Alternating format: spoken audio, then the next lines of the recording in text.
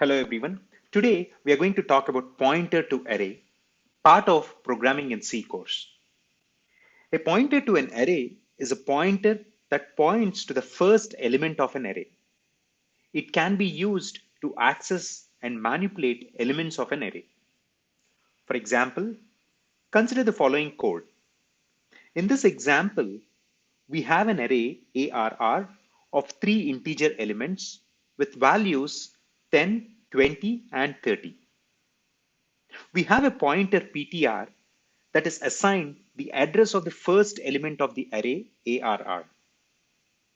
The for loop iterates through the elements of the array by incrementing the pointer PTR and outputs the values stored at the addresses stored in the elements of the array.